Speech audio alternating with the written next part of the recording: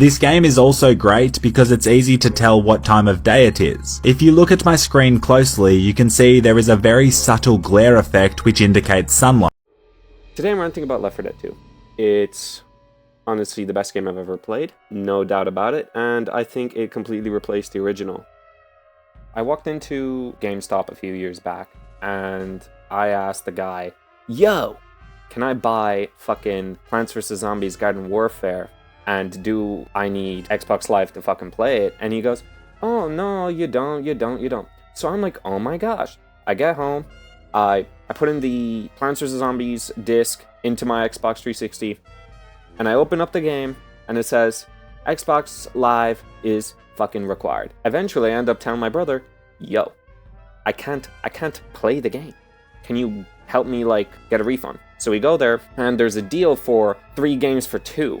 And my brother's like, 3 games for 2, bro? You're getting 1 game for free. You might as well buy 1 extra game and then get another game for free. So I don't even remember what the other 2 games were. But my brother goes, "Hey, look, this game looks cool." And I go, "Alright." And I didn't know about Left 4 Dead beforehand. But I literally grabbed it, went home, and I played Left 4 Dead.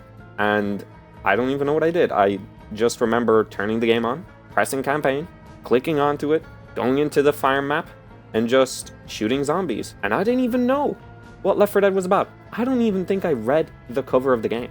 And I've basically been playing Left 4 Dead ever since. Left 4 Dead wasn't just a zombie game, it was a masterpiece that got overshadowed by its sequel.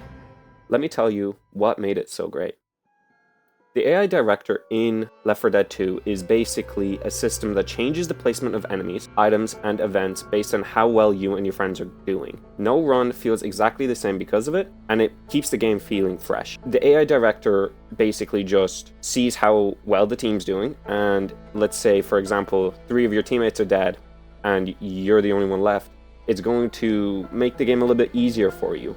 Because if you, let's say if a hunter comes up on you, you're fucked. So it kind of just tries to keep the game forever evolving.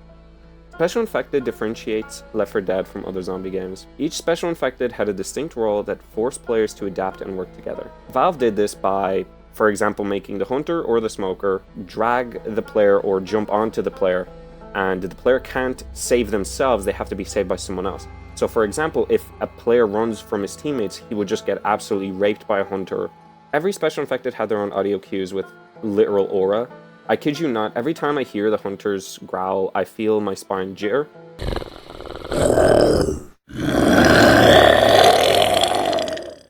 Left 4 Dead 2 came out a year after the first Left 4 Dead. Most people initially hated and strongly criticized Left 4 Dead 2 because fans expected DLC for Left 4 Dead and instead were met with a whole new game that they feared would split the community. A group of fans even organized a boycott against Left 4 Dead 2, accusing Valve of abandoning Left 4 Dead 1. Left 4 Dead 2 reused many assets from the first game, and fans were disappointed with Left 4 Dead 2 changing from a greedier horror vibe to a more colorful setting. Over time, the community warmed up to Left 4 Dead 2. Left 4 Dead 2 launched with improved combat like melees, new guns, and even ammo types. The gunplay felt less clunky, which was needed after adding the new Special Infected. Valve made excellent use of music, making it still feel like Left 4 Dead. Left 4 Dead 2's cast of the new characters are amazing. We have Ellis, Nick, Coach, and some girl nobody likes and nobody wants to talk about.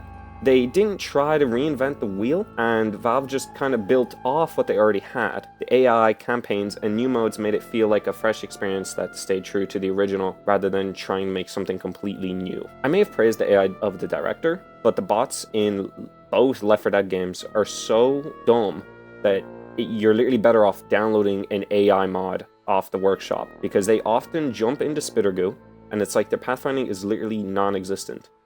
My biggest complaint with Left 4 Dead 2 is the fact that the mods aren't that advanced. They just add new maps, which sure are good because it has replay value, but it's only new maps. There's no new Special Infected, no real new guns. They kind of all just replace models. And sure, there are some scripts that do technically do that, but it's just not as good as you would have it in other games for the likes of Minecraft. Valve essentially ported all of Left 4 Dead into Left 4 Dead 2. Many of its campaigns were upgraded with Left 4 Dead 2's new features like melee weapons and new infected.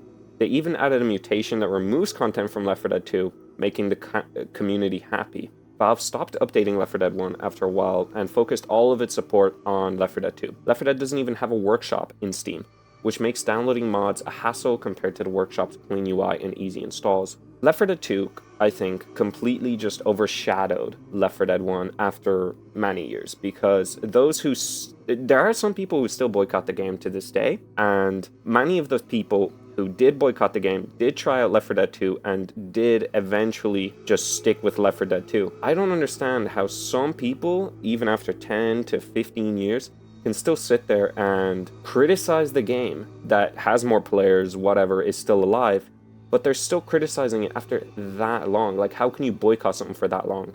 Just buy the literally better version. Because Left 4 Dead 1 was made obsolete by Left 4 Dead 2. Left 4 Dead 2 is the perfect sequel in all of history. It didn't try to reinvent the wheel, like I said earlier.